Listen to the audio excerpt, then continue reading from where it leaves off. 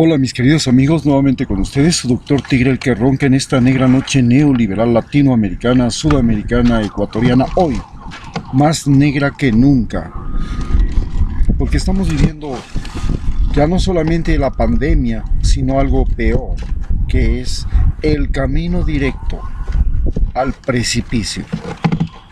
Ecuador está entre los 3 países que más mal parados han salido de toda esta pandemia: Brasil, Ecuador, Estados Unidos, en América por lo menos. ¿Y a qué se debe que Brasil, Ecuador y Estados Unidos sean los países que están más mal parados? Por supuesto, ya viene atrasito Perú. Para entender la situación tenemos que escuchar lo que dice Lenín Moreno en una entrevista que la hacen unos cuantos periodistas de esos que siempre se prestan, lo que se llaman los sicarios mediáticos, los ofrecidos, los felipillos. Acordémonos de quién era Felipillo. Felipillo era el indio que le servía de traductor a Benalcázar y que le ayudó a conquistar Quito, lo guió. Este indio Felipillo, al igual que la Malinche en México, este indio Felipillo se llamaba Felipe el indio, pero lo llamaban Felipillo porque finalmente traicionó a su pueblo y los españoles lo quemaron al final, después de haberlo utilizado para todos sus servicios, y lo mataron por pillo, porque querían deshacerse de él, porque él conocía demasiados secretos de los españoles. Los felipillos, todos estos periodistas, entre los cuales pues vale señalar nombres como un tal Clever Chica, entre los hombres, bueno, el uno es director de AER, de otro de presidente de la Asociación Ecuatoriana de Radio y Televisión. Increíble. ¿Dónde diablos está parada la Asociación Ecuatoriana de Radio y Televisión? Fui miembro de la Asociación Ecuatoriana de Radio y Televisión, tenía una Radio Metropolitana, participé en las reuniones, mi padre también fue miembro de AER. Hoy AER no es que sea la Asociación Ecuatoriana de Radiodifusión, es la vergüenza de la comunicación ecuatoriana. Ecuador Radio es una cadena que está muy vinculada al diario El Comercio. Y ahora el diario El Comercio es una empresa de los Mantilla, que ya no son los dueños, sino de un González, un guatemalteco mexicano que vive en en California y en Estados Unidos, y que es dueño de muchísimos medios de comunicación en América Latina y que hace de la comunicación un instrumento político para poder dar ventajas a los gobiernos neoliberales en América Latina. A eso es lo que sirve el diario El Comercio, Radio Platinum, Radio Quito, Últimas Noticias.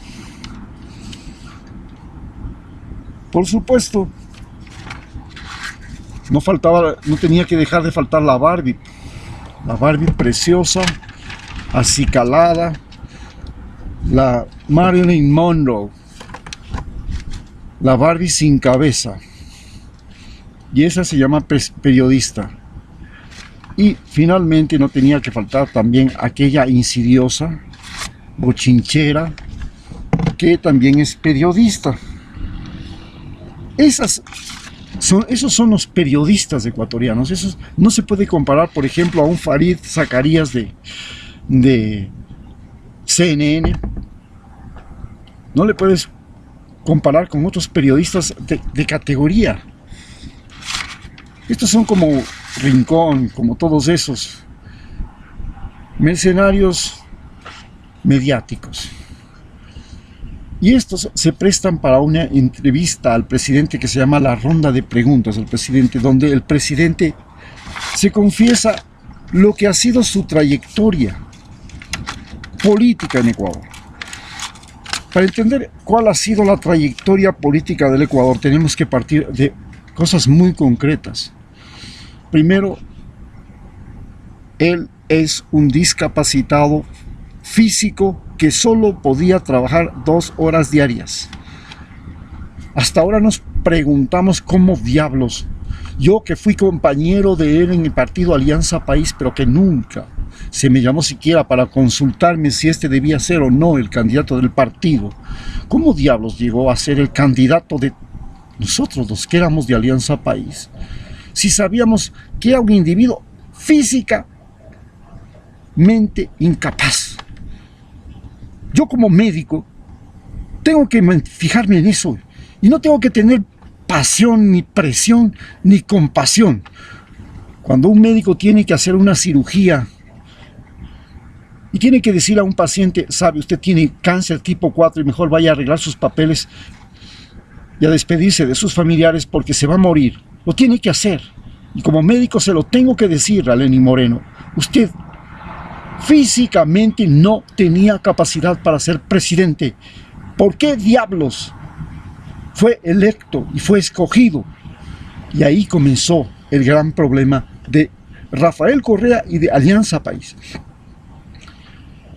Rafael Correa cometió el error de permitir el poder de los mediocres. Richard Espinosa llegó a dirigir el Seguro Social, un mediocre cualquiera. Habrá sido gran corredor y atleta en el colegio militar, pero de ahí no pasó. Se graduaría en la Universidad San Francisco como quién sabe, porque era un niño rico de Quito, y manejó ese seguro social, convirtiéndolo no solamente en un botín, sino en un botín político, porque pretendió crear un partido nuevo a espaldas de Rafael Correa que se llamaba Nueva Generación, para proponerse ser el futuro presidente del Ecuador a espaldas de Rafael Correa. Así, Lenín Moreno llega a ser el candidato de Alianza País. Pero tenía una cosa que nadie la podía discutir, era el individuo menos ideológica, moral y éticamente preparado. Era un individuo que había peregrinado de la extrema izquierda, de la izquierda revolucionaria sanguinaria, a la derecha más servil. Y ese peregrinaje pasó por Abdalá Bucaram, por Yamil Mawad. ¿Y cómo diablos? Es que no se le pudo reconocer, sabiendo que tenía esta trayectoria.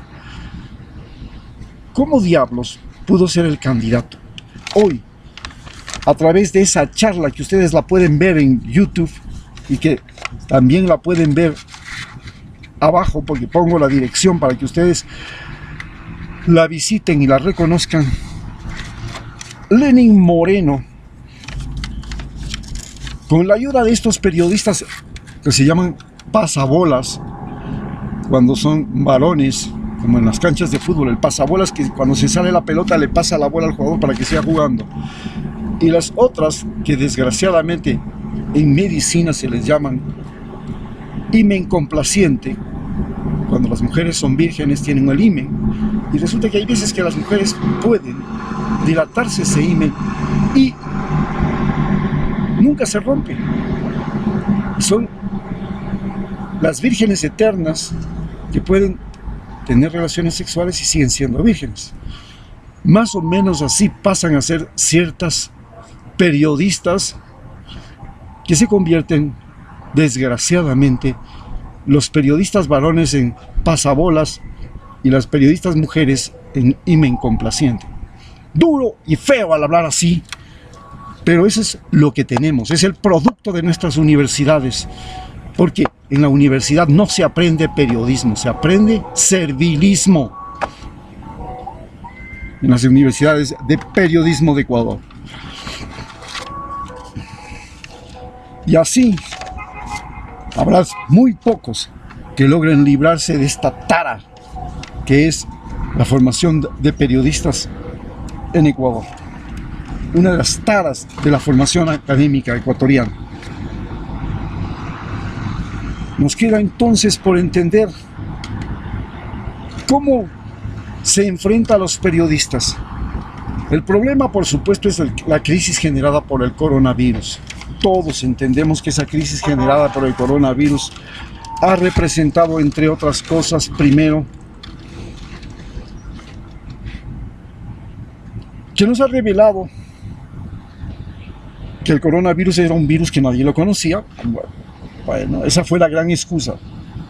Bueno, ningún país del mundo estaba preparado, ningún ciudadano ni las potencias extranjeras estaban preparadas para enfrentarse al coronavirus. Primera excusa que le salva a Lenín Moreno.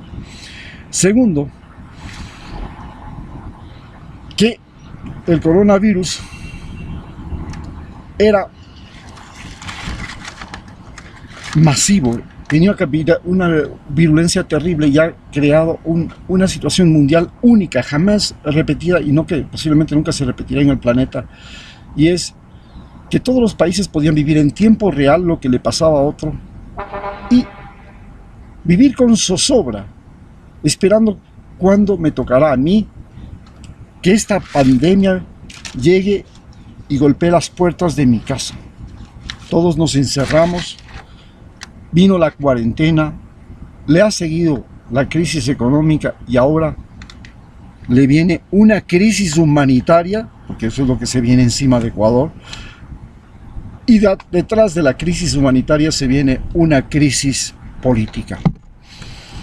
La crisis política se caracteriza porque 3 años nos han servido para darnos cuenta que el gobierno anterior, que Rafael Correa, que Jorge Glass eran realmente seres humanos mucho mejor preparados y que hicieron y cambiaron al Ecuador.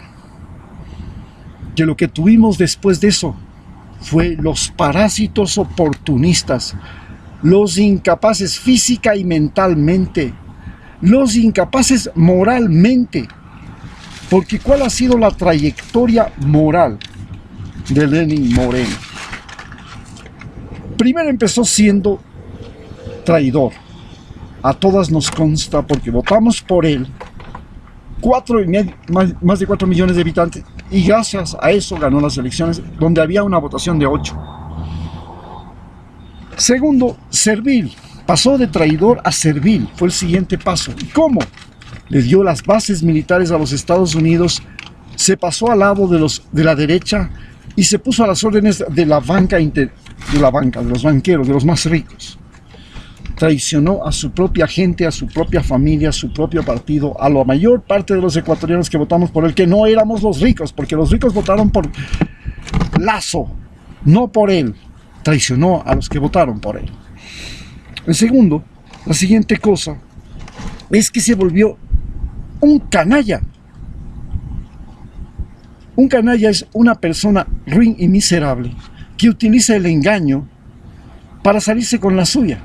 Y utilizó la consulta popular y el Consejo de Participación Ciudadana para tomarse todos los poderes del Estado. Las Cortes, la Corte Suprema, el Consejo Constitucional, el Consejo Nacional Electoral, los organismos de control, y poner a dedo a los funcionarios. Y ahora sale a decir que ellos actúan absolutamente independientes, que es una pena que compañeros de él, de su partido, ahora sean perseguidos como nunca en la historia. Es la mayor persecución política de la historia a políticos de un régimen anterior. Es que estamos en un acto de pureza. No, es persecución pura. Le metió a la cárcel al que debe gobernar en los próximos 12 meses el Ecuador y convocar a una asamblea constituyente. Jorge Glass, la persona por la que votamos todos los ecuatorianos para vicepresidente y que debía reemplazarlo si él, como sabíamos, por su incapacidad física o por su incapacidad mental, no podía gobernar. Él debía reemplazar. Pero para evitar eso, lo mandó a la cárcel, utilizando la justicia y utilizando leyes que no existen, no encontrando ninguna prueba e inventándose un cargo, una acusación, complicidad para delinquir, pero no le encontraron un solo centavo robado y lo tiene ya 2 años y medio, 3, ya ha cumplido las 2/5 partes de la pena y por tanto tiene que ser liberado, tiene derecho a la libertad. Ya tiene que salir de la cárcel porque ya ha cumplido las 2/5 partes de la pena y buena conducta. Pero no lo van a soltar. Pero él, cuando esté libre, debe ser la persona que inmediatamente los ecuatorianos, si no lo sueltan, tenemos que ir a sacarlo de la cárcel. Porque ya tiene derecho a salir y lo tenemos que poner en el puesto que debía estar, reemplazándole al incapaz de Lenín Moreno, porque lo elegimos para eso, para que lo reemplace si el otro no podía. Y tiene el voto popular. El vicepresidente actual nadie sabe cómo llegó, y la vicepresidenta anterior tampoco, y se fue por corrupta. Nuevamente, pasó entonces de eso. El siguiente paso que ha dado Lenín Moreno es justamente el de convertirse en un miserable. ¿Y cómo se convirtió en un miserable? Comenzó a perseguir a sus propios compañeros políticos que ahora tienen que estar refugiados en México. Los otros están en la cárcel, los otros están con juicios. Se volvió un miserable.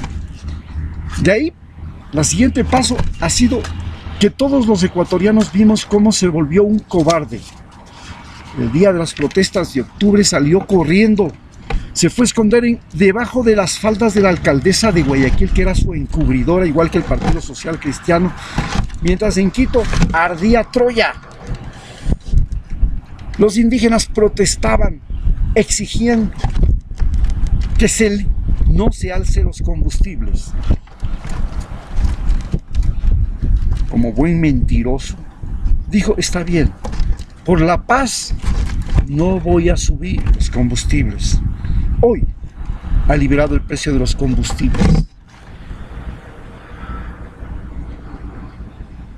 Cuando llegó el COVID, todos vimos que salió corriendo a esconderse en Galápagos. Pero el COVID llegó a Galápagos, entonces ahora está escondido en el Palacio de Gobierno. Y vaya a usted a ver la cantidad de policías y militares que lo protegen, porque no se atreve a salir de ese lugar, ni a la vuelta de la esquina. Manda al vicepresidente a que muestre la cara ya en los lugares donde todo el desastre se desata, pero él sigue escondido, porque no tiene ni capacidad física para enfrentar cualquier circunstancia, ni capacidad mental, y no tiene capacidad moral, no tiene coraje. Está escondido en el Palacio de Gobierno. Pero después de eso se vuelve deshonesto. Es el siguiente paso. Y en esta charla que ustedes van a ver, se vuelve deshonesto y manifiesta su deshonestidad y le preguntan, bueno, y que nadie se atrevió a preguntarle en toda la consulta, ¿y qué dice usted de los INA Papers? Pero nadie de esos periodistas le preguntó. Ahora Julian Assange va a estar libre dentro de poco en Inglaterra. No se le podrá callar. Ya no podrá decirle a Julian Assange, cállese, porque ahora lo tiene callado gracias a la ayuda del gobierno inglés. Julian Assange denuncia que el presidente tiene dinero ganado por debajo de la mesa, por sobornos en paraísos fiscales. Pero en las preguntas que le hacen, nadie se atreve a preguntarle, oiga, hay un juicio de sobornos contra sus enemigos, pero también usted dice que recibieron sobornos de los INA Papers. Nadie le preguntó de esos periodistas eso. Y ahí tiene. Luego, todos sus funcionarios se convierten en ladrones porque convirtió a la traición, a la mentira y al robo en política pública. Para poder sacar la ley humanitaria, un indígena de la CONAIE tenía que traicionarle a la CONAIE, porque la traición se convirtió en política pública en el Ecuador. Para poder conseguir apropiarse de todos los poderes, otro indígena, Luis Macas, tenía que traicionar a todos los indígenas. Y un militar, Luis Hernández, tenía que traicionar a todos los militares.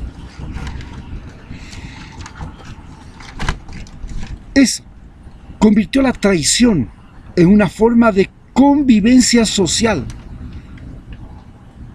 No importa, traicionar no es malo, es por el bien, es por el futuro, no importa.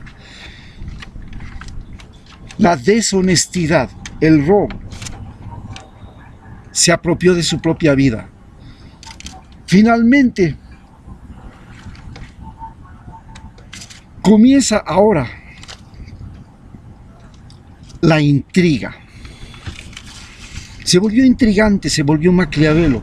Está buscando cómo dejar un sucesor, porque sabe que si él se va y regresa Rafael Correa o viene Jorge Glass, él y todos los que estuvieron con él y todos los que ahora nos han convertido y nos han llevado a este cataclismo, porque este cataclismo no es que le pasó a Costa Rica, no es que le pasó a Uruguay, no es que le pasó a Cuba, no es que le pasó a Nueva Zelanda, no es que le pasó. Esos países salieron bien librados.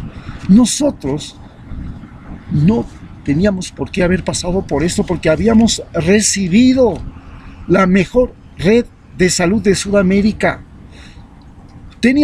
Yo personalmente estuve en la reconstrucción de los dispensarios del Seguro Social Campesino y estuve trabajando en dispensarios reconstruidos. Yo personalmente fui y vi la construcción de nuevos hospitales como el Hospital de Muisne. Yo personalmente vi la reconstrucción del Hospital de Esmeraldas. Yo personalmente sé cómo funcionaban las ambulancias antes y después de Correa, cómo funcionaba el 911 antes y después de Correa. Sé cómo funcionaba el Comité de Operaciones de Emergencia, el COE, antes y después de Correa. Antes de Correa no existía. Con el terremoto, con la explosión del Cotopaxi, recién tenemos una estructura para responder a cataclismos.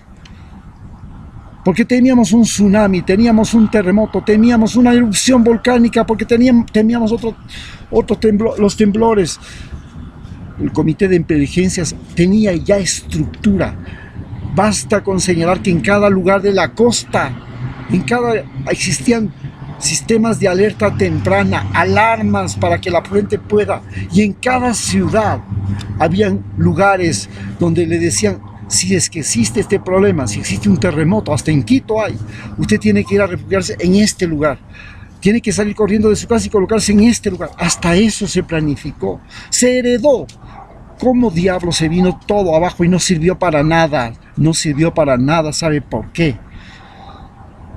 Porque la gente de Lenin Moreno, la gente del CREO, la gente del Partido Social Cristiano, esos oportunistas, esos incapaces sin mérito ni historia, llegaron a encumbrarse con Lenin Moreno y convirtieron a la mentira en política pública. Y lo hicieron a través de los medios de comunicación, a través de esas periodistas complacientes y de esos periodistas pasabolas. Es así como hemos llegado y podemos ver en esa conversación de más de una hora que ustedes pueden presenciar cómo Lenin Moreno nos ha llevado a la boca del infierno. Y estamos en la boca del infierno. Lo que se viene, señores,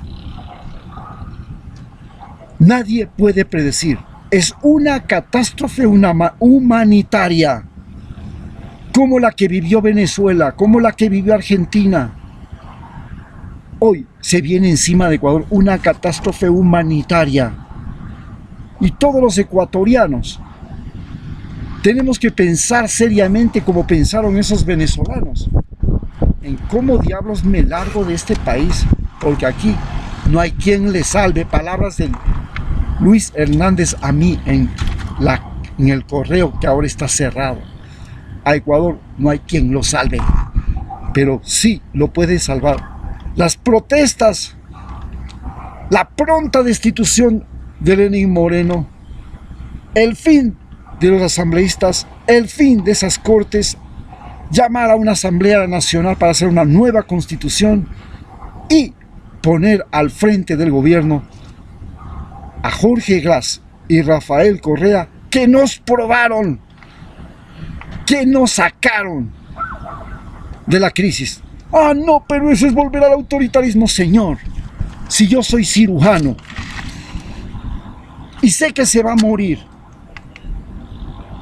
le tengo que estar preguntando a usted, que está entre la vida y la muerte,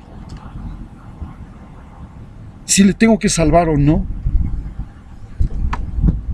Yo, como médico, sé que si tengo que meterle cuchillo para sacarle ese apéndice reventado y lavarle el intestino, lo haré, lo tengo que hacer así a usted no le guste, por las buenas o por las malas. ¿Y eso se llama autoritarismo? No. Eso se llama determinación, conocimiento, certeza. Y el Ecuador ahorita necesita una mano firme, una voz firme, una persona firme, aunque a ese señor le llamen autoritario. Muchas gracias.